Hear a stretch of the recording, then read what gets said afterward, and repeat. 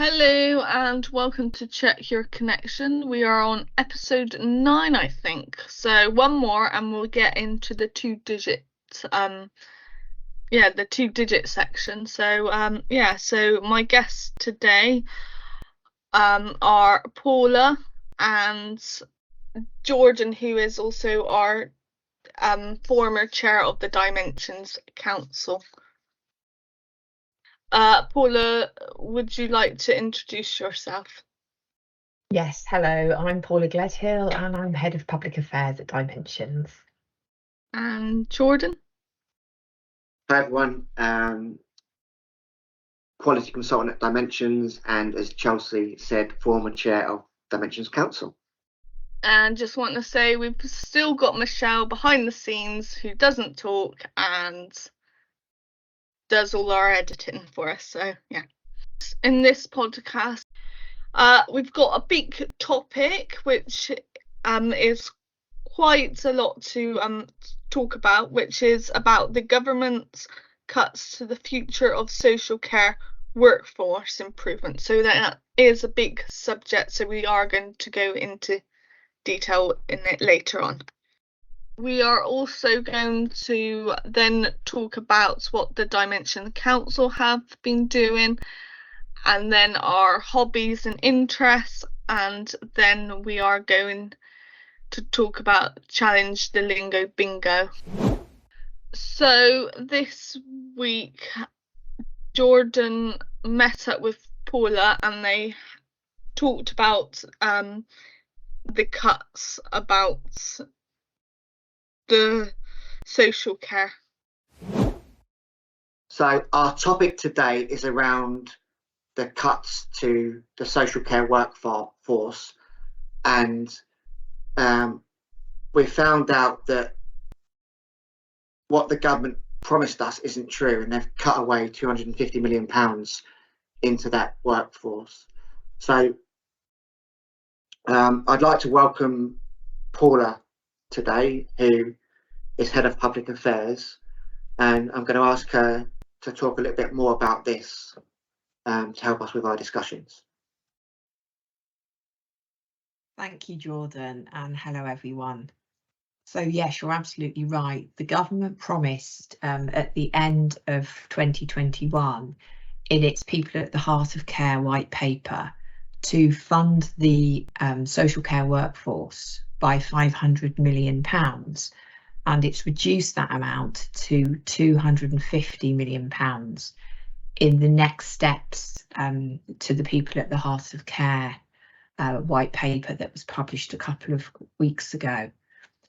And this was really important money because, as you know, we're facing a real challenge in recruiting enough care and support workers, and that has a massive impact on the quality of care that we can offer.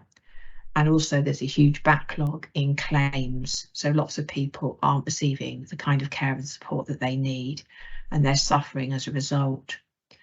So this money was going to go into providing a skills and knowledge framework for social care. So what happens at the moment is that if somebody joins a social care organisation like Dimensions, they have to do the care certificate and follow the training. But then if they were to leave and go to another provider, they have to repeat the same training because there's no standard quality across social care. So there needs to be that standardisation, and so that money was really important. That £500 million, which has now been halved, was being allocated to allow for that standardisation and professionalisation of training. And also the government acknowledged that the social care workforce, you'll remember the clapping for carers that we all did, the government recognised that after the pandemic, they needed some investment in terms of health and wellbeing support. And so there was money allocated within the budget for that, alongside a digital hub, so the digitisation of workforce, so that there was a portable record keeping and for learning and development.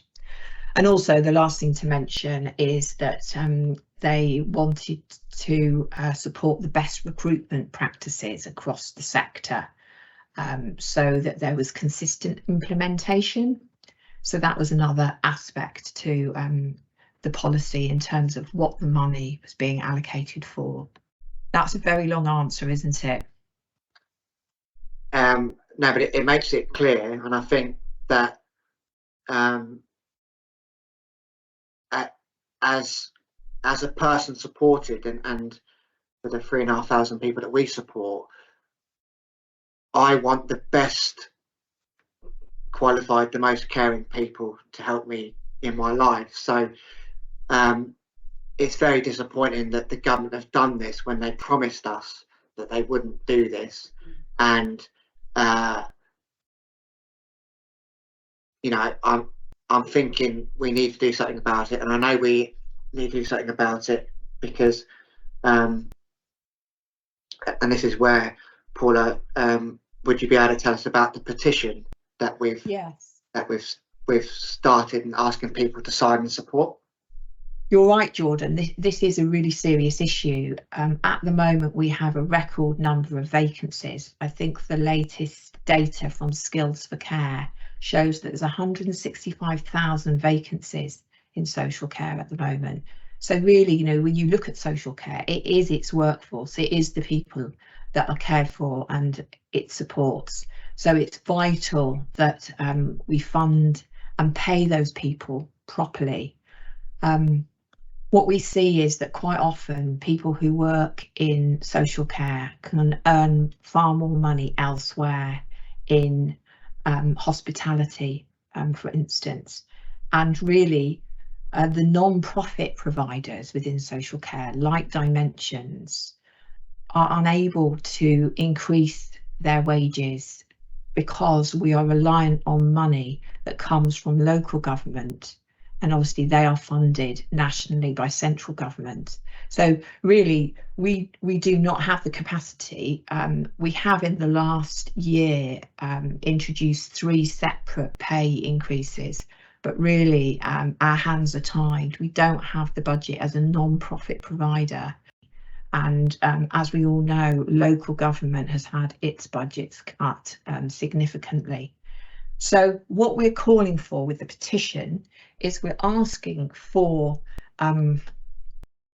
social care workers to be paid alongside equivalent pay bands within the NHS. So we're looking at the NHS Agenda for Change pay bands, in particular band 3, which is equivalent to the kind of tasks that support workers do, including some of the more medical aspects of their work. So that is what the petition is calling for. Not having a support worker was like having a part of my body missing. They're a lifeline to keeping me functioning and able to speak to you like this. The struggles to even recruit one. Having a support worker is a lifeline. It's they're a part of my life, part of me.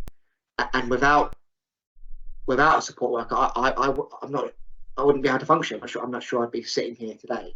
So it's really, really important that we pay support workers a respectable, qualified wage, so we keep the best ones, and that everyone who is supported can have the best lives like everyone else has.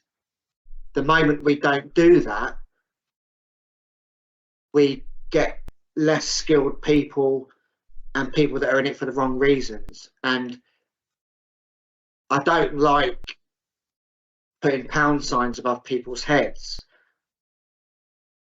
but the government need to be more respectful of skilled support workers and the impact that they have on people like me, because they keep me safe and alive. That's the bottom end of it. And they do medical tasks, they do caring tasks, you know. We know that we recognise it as non-for-profit, as Dimensions, but we need the people in power to recognise it, and this our campaign, our petition will speak truth to that power, and hopefully, fingers crossed, we will get to the 10,000 signatures, and we'll be able to make change, which I know that we are doing. If you look at the training, you've got medication training, manual handling training, mental health training, hoisting people, food safety, fire safety, lone working as part of the team. You've got data protection, child protection, first aid. If something was to happen in this flat now, Jess would have to spring into action because I wouldn't know what's going on, and it is a responsibility to look after someone in that way. And the thing that I always say is that you can do all the training on paper, but it's when you have to act out that training that being a support worker really kicks in.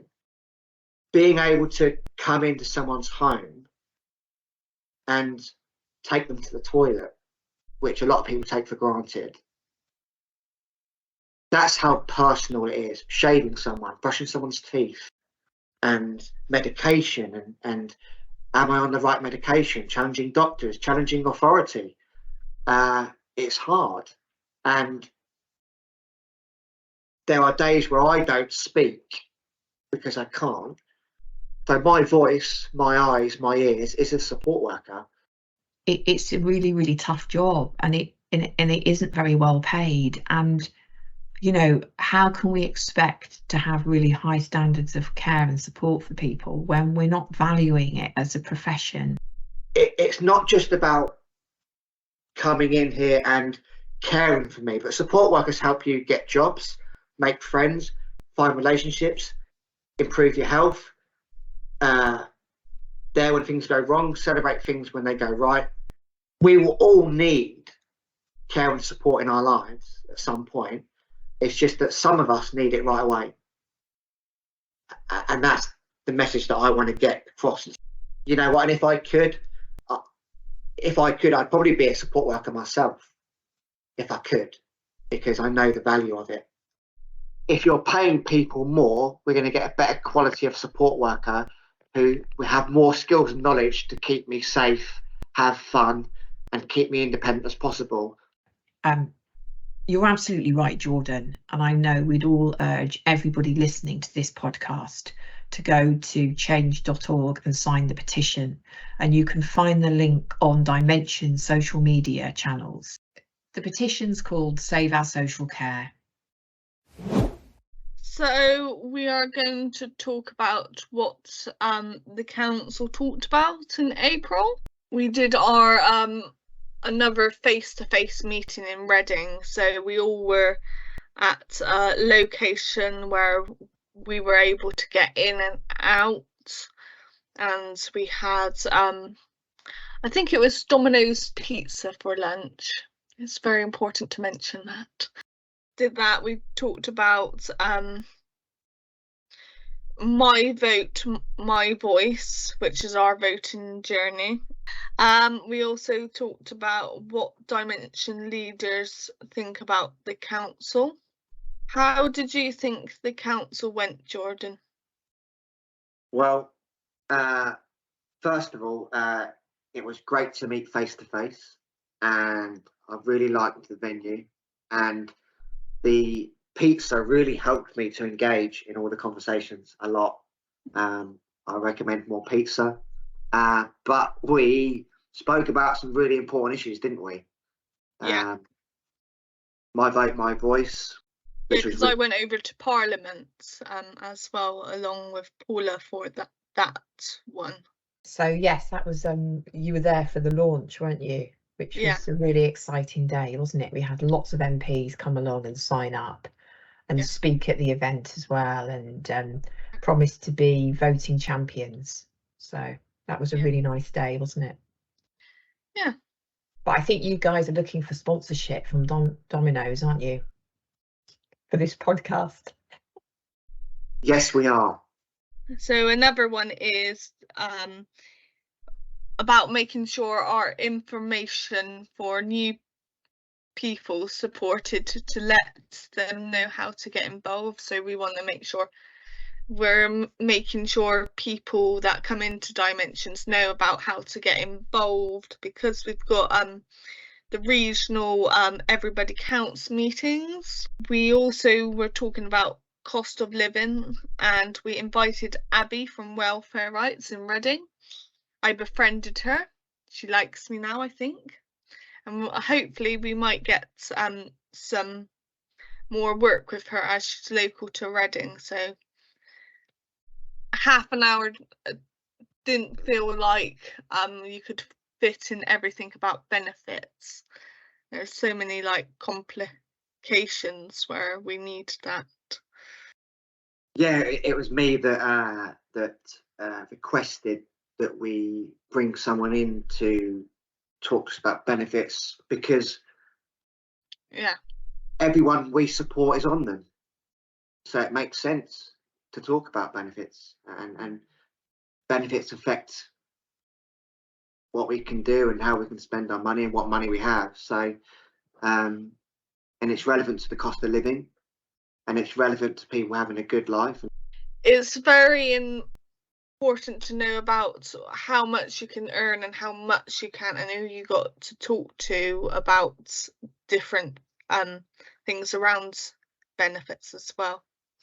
And also support workers are not always understanding what they need to do if they had to go to the process of helping someone to apply for benefits. So one of the things Abby said was that we should go to our local citizens' advice to talk about if people are struggling with finance or anything, and or their local benefits group, which can help and support you. I was just going to come in and say that a couple of things. So the other thing we really want to promote with my vote, my voice is about completing the survey to understand people's experiences of voting and why they're excluded, and then we can use that to gather the data to kind of take that to Parliament. But yesterday I was in Parliament meeting Sir Robert Buckland, and also one of the Department of Work and Pension leads, Stephen Lismore, who is the Learning Disability and Autism Employment Lead for the Department of Work and Pensions. And we talked about benefits, and we talked about some of the issues, particularly with access to work, and the fact that the system is all paper-based, and it was digitised but during the pandemic, and then it reverted back. But I think there are plans to digitise it again. And that's a big move within social care, the digitisation, and part of the government's funding for workforce changes that we've already talked about is going towards ensuring that digital records are available. But we talked about people with learning disabilities and autistic people who work. I find that with the work side, I'm more scared if it goes wrong and then falling back in it. So there's that you're more worried about your safety net in that sort of sense. But it's so easy to get into volunteering roles if you have a learning disability or autistic, in the sense that you can apply for it much easier than a job. It won't really affect your benefits. You don't want to constantly do that. You want a bit of money. Well, I did. With the My Vote, My Voice, when we did the local elections, I'll have to admit I didn't really know who was running for what party. I did vote for the one that I thought would be all right. But I didn't really receive many of the leaflets like they always do before. My Vote, My Voice is you can go on the website and find more information. So we've now decided we're going to do a twist to the traditional schedule. We are now doing the download at the end and the lingo bingo now. So I'm sorry for ruining your ritual of listening to this. Challenge the lingo, lingo, lingo. Challenge the lingo. Bingo! So the lingo bingo is not wheelchair bound, wheelchair user. And today I've already said it to someone who said their clients were wheelchair bound, but that was the hairdresser, so very different. Yeah, I did mention it to them, and I think they probably did not know about that. So I made sure they were doing it as the bottom of the shop was low, and I thought that would be quite good for someone that was a wheelchair user to go in and use that bit for the hairdresser to go, you know. But they said it was wheelchair bound, and you know, I knew straight away that RC, you know, Rachel might have raised an eyebrow. So that was today's adventures. About the term bound, it's a very negative term, isn't it? It's very limiting, and I think, you know, some people who use wheelchairs will just talk about going for a walk, you know, and it's a very positive thing. It gives them freedom, it enables them to go out and about, and you know, the emphasis is just on living a life, an ordinary life like we all do, whereas, you know, focusing on the word bound just sounds very limiting. Jordan, do you have any thoughts about this? Well, we shouldn't be using language like that. As you know, Dimensions are big on language and the use of it. So most of my friends say they're going for a walk, which I like, because that's exactly what they're doing. So yeah, I went on a coastal walk with my friend Dougie, and we used the word walk all day. And that was refreshing, because every time he used it, people were looking at him, and some people come up to him and said, "But you can't walk," and he goes, "Well, I am walking." And it was really interesting to challenge people's use of language. Some people who might listen to this might not use that. Some people might have grown up being in a wheelchair, and all their life they've been called wheelchair bound, so they might still use that language for themselves. So it depends really on the individual and circumstances in that sense. But what we're trying to do is turn it into the future sort of inclusive word. It's not about being confined or bound to the wheelchair, it's about it enabling and seeing it in a very positive way. And perhaps there are a lot of stereotypes in the media of someone being confined or bound to their wheelchair, but actually we need to see it more positively, that this is just a means of being able to go about their lives just like everybody else. But they might not use it all, they might use it for long journeys, so we might think they are, like in the quota marks thing now, wheelchair bound, but they might actually use a wheelchair when they go out, but can move around their homes without one. So next is our download section. What have you been watching or reading or anything? Paula? So at this time of year, so I've got lots of hobbies and interests, but I think at this time of year, gardening, spring's a really busy time in the garden. So I have got Mum will love you. Sorry? Mum will love you with the gardening.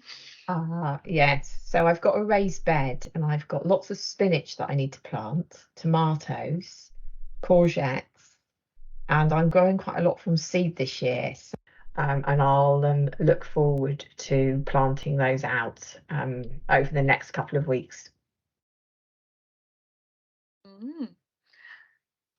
Jordan, any interests or hobbies that you would do? And it can't be anything to do with food. Oh. Mine Yeah, was to do with food. Yes, I so was we gonna. know. I want to. This is groundbreaking stuff, Chelsea. Because Okay. you hear me talk a lot about takeaways and pizza. I tried a Yeah. banana for the first time. How have you managed not to eat the banana?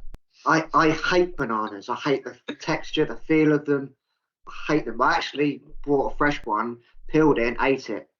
What did you think? Was it as No, never bad ever, as you thought? never ever again. Really? I I know they're good for you, right? They're really good for you, bananas, and I recommend them. But there's just something about them that I can't have. You know what I did afterwards to make myself feel better? Found an old Easter egg and ate it.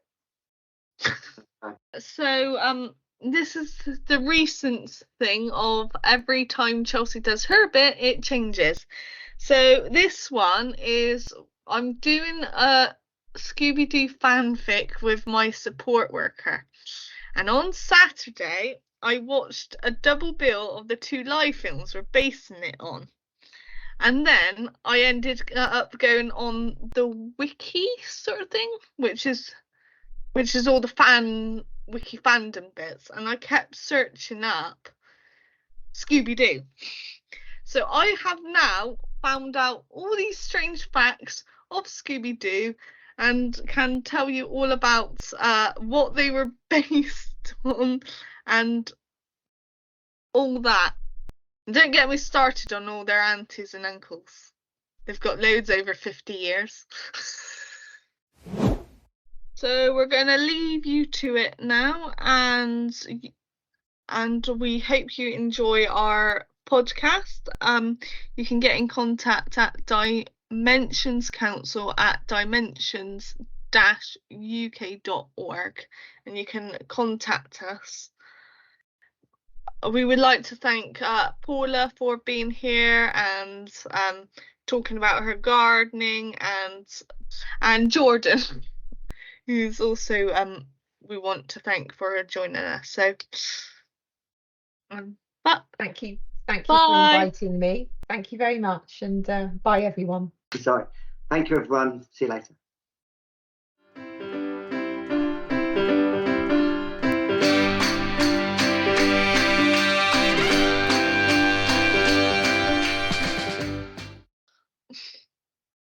Got to plug in my thing.